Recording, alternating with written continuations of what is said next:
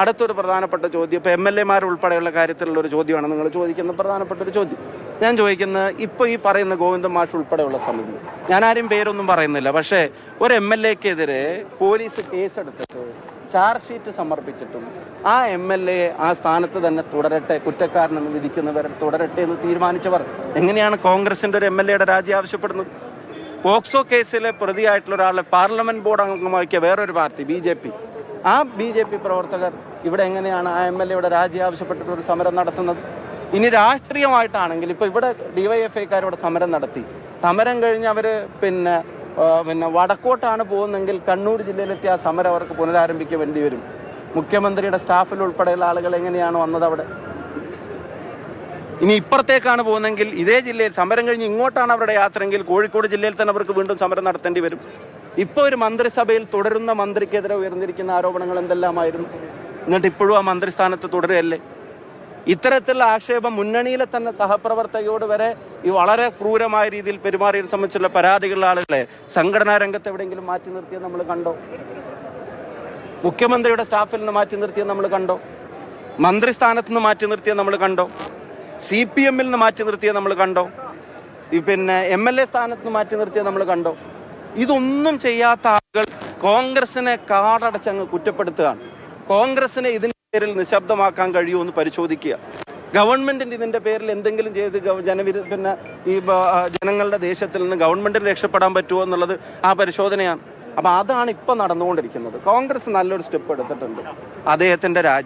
അദ്ദേഹം ആ രാജി വെച്ചിട്ടുണ്ട്. ഇപ്പോൾ നിലവിൽ ചെയ്യാൻ കഴിയാവുന്ന പിന്നെ ഒരു പ്രധാനപ്പെട്ട ഉത്തരവാദിത്വം തന്നെയാണ്, ധാർമ്മികമായിട്ട് ഏറ്റെടുത്തിട്ടാണ് അത് ചെയ്തിട്ടുള്ളത്. അതിൽ കൂടുതൽ കാര്യങ്ങൾ KPC പ്രസിഡന്റ് പറഞ്ഞിട്ടുണ്ട്, മറ്റു നേതാക്കന്മാർ പറഞ്ഞിട്ടുണ്ട്. ഇതിൽ കൂടുതൽ കാര്യങ്ങൾ അതിനെ സംബന്ധിച്ച് ഞാൻ എക്സ്പ്ലെയിൻ ചെയ്യേണ്ടതുണ്ട് എന്ന് ഞാൻ വിശ്വസിക്കുന്നില്ല.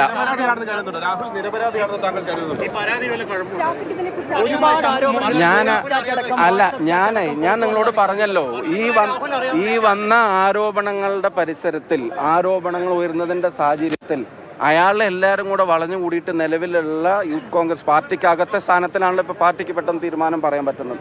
ആ സ്ഥാനത്ത് സംരക്ഷിച്ച് പിടിച്ച് മറ്റേ CPM ചെയ്യുന്നത് പോലെ വേറെ തരത്തിലുള്ള ന്യായീകരണങ്ങൾ ചമച്ച് എതിരെ വരുന്ന പ്രതിഷേധങ്ങളോട് അസംബന്ധമാണെന്ന് പറഞ്ഞ് മൈക്ക് തള്ളിക്കളഞ്ഞു പോയിട്ടൊന്നുമില്ലല്ലോ ഞങ്ങൾ. അയാളും അതിനകത്ത് പിന്നെ ഒരു തീരുമാനം ആ തരത്തിൽ തന്നെയാണല്ലോ എടുത്തിട്ടുള്ളത്. അയാൾ യൂത്ത് കോൺഗ്രസ് സംസ്ഥാന പ്രസിഡന്റ് സ്ഥാനത്ത് നിന്ന് അയാൾ രാജിവെച്ചല്ലോ ഇങ്ങനൊരു ആരോപണ പരിസരത്തിൽ. അതൊരു സ്റ്റെപ്പ് തന്നെയാണല്ലോ, അത് നിങ്ങൾ അംഗീകരിക്കൂ. ബാക്കി നിയമപരമായിട്ടുള്ള കാര്യങ്ങൾ എങ്ങനെ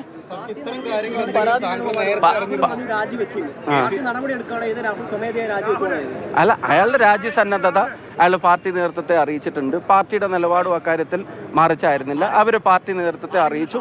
പാർട്ടിയോ അയാളും ഒക്കെ കൂടെ ആലോചിച്ചിട്ട് ഒരു തീരുമാനം. ഇനി നിങ്ങൾ ഇതുപോലെ